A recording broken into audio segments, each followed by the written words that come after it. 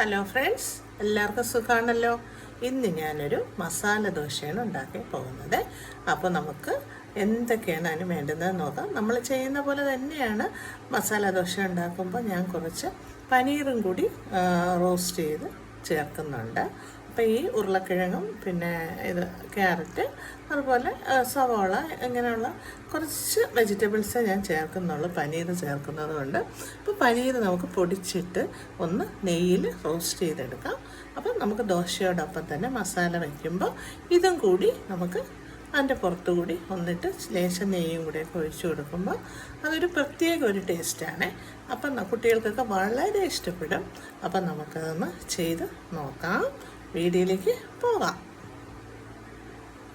Hi friends, അപ്പോൾ നമുക്ക് മസാല ദോശയ്ക്ക് ആവശ്യമായ സാധനങ്ങൾ നമുക്ക് ആദ്യം അരിമാവ്, അരി ഉഴുന്നും കൂടി അരച്ച് ഞാൻ വീട്ടിൽ തന്നെ അരച്ചെടുത്ത മാവാണ്, അത് വേണം. പിന്നെ നമുക്ക് വേണ്ടത് ഞാനിതിൽ പനീർ ചേർക്കുന്നുണ്ട്. പനീർ കുറച്ച് പറഞ്ഞല്ലോ നേരത്തെ, പനീർ, പിന്നെ മല്ലിയില, കറിവേപ്പില, പിന്നെ നമുക്ക് മസാലയ്ക്ക് ഉരുളക്കിഴങ്ങും സവാള. ഞാൻ 2 സവാള എടുത്തിട്ടുണ്ട്. ഒരു 4-5 ചെറിയ ഉരുളക്കിഴങ്ങ്, 5 ചെറിയ ഉരുളക്കിഴങ്ങാണ് എടുത്തിരിക്കുന്നത്. പിന്നെ ഒരു 3 പച്ചമുളക് എടുത്തിട്ടുണ്ട്.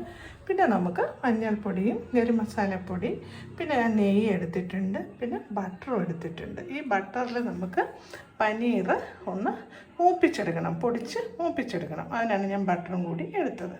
അപ്പോൾ ഇത്രയൊക്കെയാണ് വേണ്ടത്. അപ്പോൾ നമുക്ക് എന്തൊക്കെയാണെന്ന് ആദ്യം നമുക്ക് പനീറൊന്ന് മൂപ്പിച്ചെടുക്കാം, പിന്നെ നമുക്ക് മസാല ഉണ്ടാക്കാം. അപ്പോൾ നോക്കാം. അപ്പോൾ ഞാൻ പാൻ അടുപ്പത്ത് വെച്ച് ചൂടായപ്പോൾ തന്നെ ബട്ടർ ഇട്ട് കൊടുത്തിട്ടുണ്ട്. ഈ ബട്ടറിലേക്ക് നമുക്ക് പനീർ ഇട്ട് കൊടുക്കാം. പനീറൊന്ന് മുരിഞ്ഞു വരണം. അത് പച്ചച്ചോറയൊക്കെ ഒന്ന് മാറി നമുക്ക് ചെറുതായിട്ടൊന്ന് പൊടിച്ചു കൊടുക്കാം.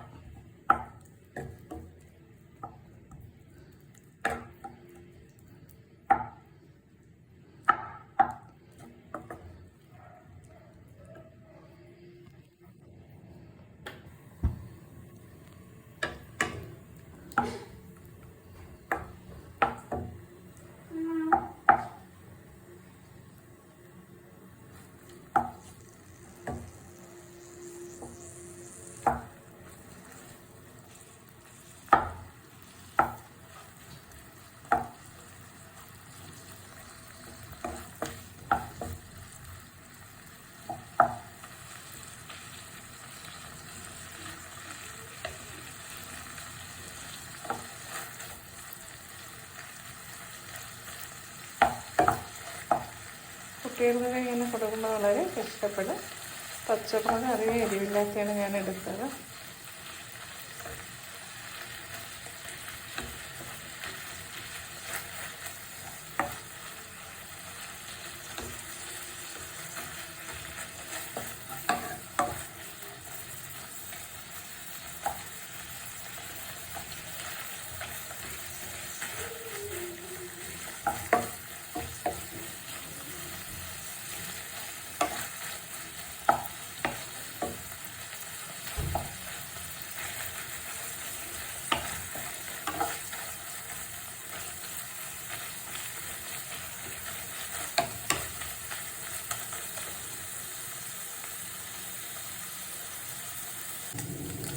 അപ്പോൾ പനീർ ബട്ടറിൽ ഏകദേശം മൂത്ത് വന്നിട്ടുണ്ട്. ഇത് നമുക്ക് ഓഫ് ചെയ്തിട്ട് വേറൊരു പാത്രത്തിലേക്ക് മാറ്റാം. ഇതിൽ തന്നെ നമുക്കിനി എണ്ണ വെച്ച് കടുകൊക്കെ പൊട്ടിച്ച് നമുക്ക് ഉരുളക്കിഴങ്ങ് മസാല ഉണ്ടാക്കാം. അപ്പോൾ പനീർ ഫ്രൈ ചെയ്ത് പാത്രത്തിൽ തന്നെ ഞാൻ എണ്ണ ഒഴിച്ചു കൊടുത്തു. എണ്ണ ചൂടാകുമ്പോൾ നമുക്ക് കുറച്ച് കടുക് ഇട്ട് കൊടുക്കാം.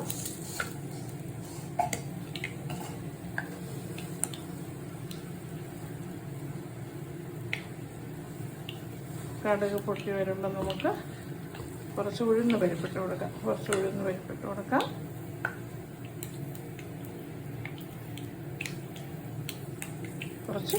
പരിപ്പൊടിയായിട്ട് കൊടുക്കുന്നുണ്ട്. അതൊന്ന് മൂത്ത് വരട്ടെ.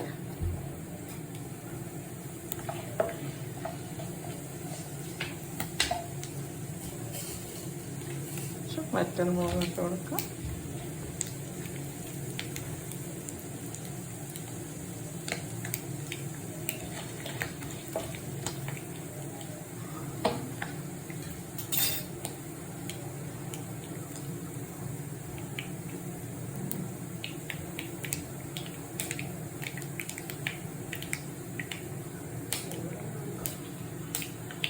കറിവേപ്പില ഇട്ട് കൊടുക്കാം. അതോടൊപ്പം തന്നെ നമുക്ക് സവാള ഇട്ട് കൊടുക്കാം.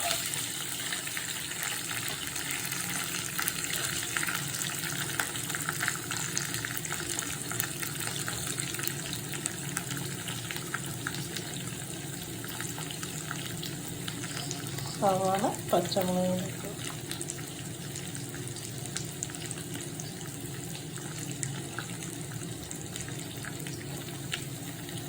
ഈ സിമ്മാക്കിയിട്ടാണ് ചെയ്യുന്നത്.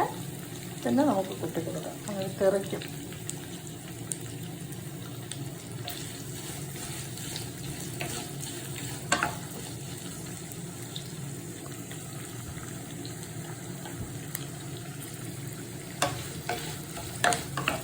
ഉള്ളി കുറച്ചൊന്ന് വഴണ്ട് വരുമ്പോൾ നമുക്ക് പൊട്ടറ്റോ ഇട്ട് കൊടുക്കാം.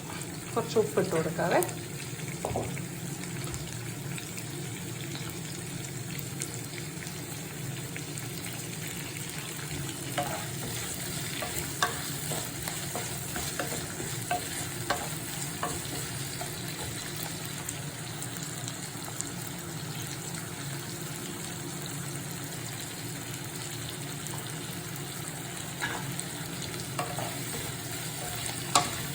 ഉഴുന്നിൻ്റെ നല്ല മണം വരുന്നുണ്ട്.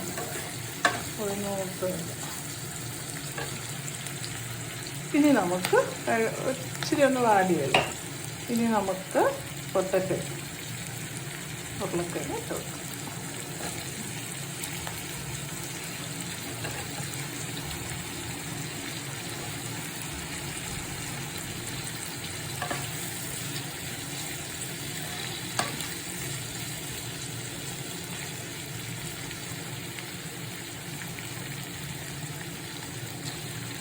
ഏകദേശം നമുക്ക് കുറച്ച് അടച്ച് വെച്ച് കുറച്ച് അതിൻ്റെ ഒന്ന് വെന്തതിന് ശേഷം ഏകദേശം ഒരു പകുതി വേഗമാകുമ്പോൾ മാത്രം നമുക്ക് കുറച്ച് വെള്ളം ഒഴിച്ച് കൊടുക്കാം.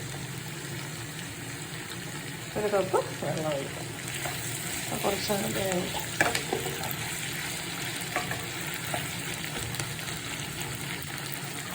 ഇച്ചിരി കൂടെ കഴിഞ്ഞിട്ട് മഞ്ഞൾപ്പൊടി ഇട്ട് കൊടുക്കാം. ഏകദേശം ഒന്ന് വാടി വന്നിട്ടുണ്ട്.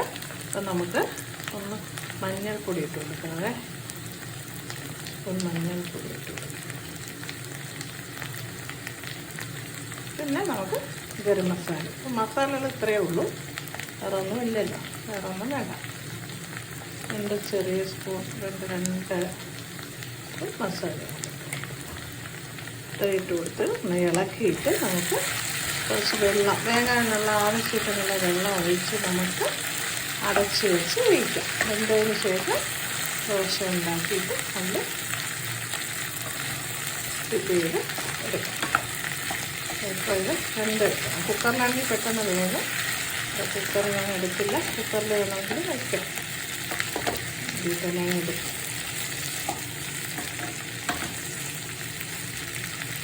ഇനി നമുക്ക് വേകാൻ ആവശ്യത്തിനുള്ള വെള്ളം വയ്ക്കാം. അപ്പോൾ നമ്മുടെ മസാല ദോശയുടെ മസാല റെഡിയായിക്കൊണ്ടിരിക്കുന്നു.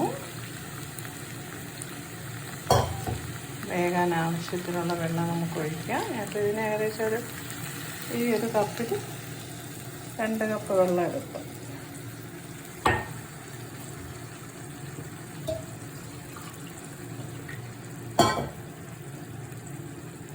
വേണ്ടി വരും. വേഗട്ടെ. നമുക്ക് അടച്ച് വെച്ച് വേവിക്കാം. മീഡിയം ഫ്ലെയിമിലിടാം, ഹൈയിലിടണ്ട. മീഡിയം ഫ്ലെയിമിലിട്ട് നമുക്ക് വേവിച്ചെടുക്കാം. ഹൈയിലിട്ടൊന്ന് തിളച്ചതിന് ശേഷം മീഡിയം ആക്കണം. അപ്പോൾ അതിൽ നിന്നങ്ങ് വെന്തോളും. നമുക്ക് അടച്ചു വയ്ക്കാം. അവിടെ ഇരുന്ന് വേകട്ടെ. അപ്പോൾ മസാല ദോശയുടെ മസാല ഏകദേശം റെഡിയായി വരുന്നുണ്ട്. കുറേ കൂടി വറ്റാനുണ്ട്. നല്ലപോലെ വറ്റി വരട്ടെ.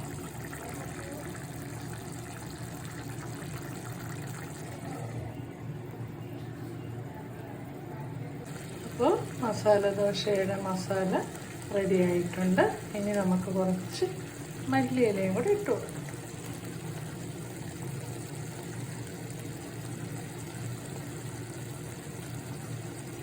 ഇതിനകത്ത് ക്യാരറ്റൊന്നും ഇട്ടില്ല, കാര്യം പനീർ ഇടുന്നത് കൊണ്ടാണ് ക്യാരറ്റൊന്നും ഇടാത്തത്. ഒത്തിരി വെജിറ്റബിൾ വേണ്ട, പനീർ മെയിനല്ലേ, അപ്പോൾ അതുകൊണ്ടാണ് ഇങ്ങനെ വേറെ വെജിറ്റബിൾസ് ഇടാത്തത്.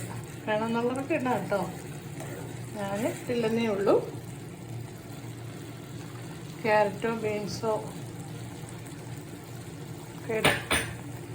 പിന്നെ ബീട്രൂട്ട് ആകുമ്പോൾ കളർ മാറിപ്പോവും, അതുകൊണ്ട് ബീട്രൂട്ട് ഇട്ടില്ല.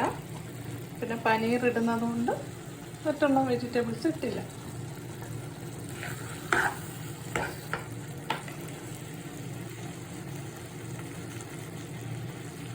ഇപ്പോൾ പനീറും റെഡി ആയിട്ടുണ്ട്, പിന്നെ പൊട്ടറ്റോയും റെഡി ആയിട്ടുണ്ട്. അപ്പോൾ ഇനി നമുക്ക് ദോശ ചുട്ടിട്ട് അതിൽ വയ്ക്കാം. അപ്പോൾ ഞാൻ ഉണ്ടാക്കുന്ന ദോശക്കല്ല് തന്നെയാണ് എടുത്തിരിക്കുന്നത്. ഒത്തിരി വലിപ്പമൊന്നുമില്ല, ഒരു നോർമലായിട്ടുള്ള ദോശ അത് ഉണ്ടാക്കുന്ന പാത്രമാണ്. അപ്പോൾ അത് ചൂടായതിന് ശേഷം നമുക്ക് ഉണ്ടാക്കി നോക്കാം.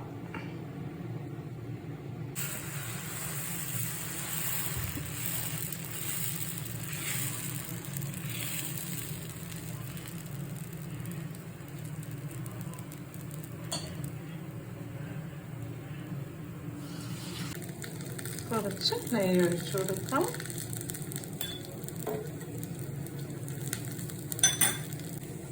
മസാലയെല്ലാം വച്ചു, പനീർ അതിൻ്റെ പുറത്ത് വെച്ചു. ഇനി നമുക്കൊന്ന് മടക്കി കൊടുക്കാം.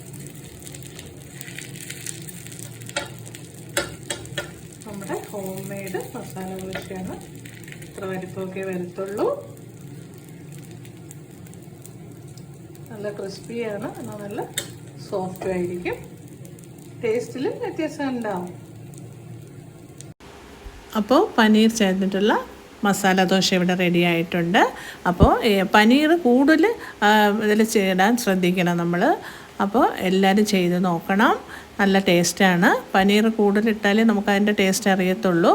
അപ്പോൾ എല്ലാവരും ചെയ്ത് നോക്കണം. ലൈക്ക് ചെയ്യണം, ഷെയർ ചെയ്യണം, കമൻറ്റ് ചെയ്യണം. അടുത്ത റെസിപ്പിയുമായി കാണുമ്പോഴേക്കും ടാറ്റാ.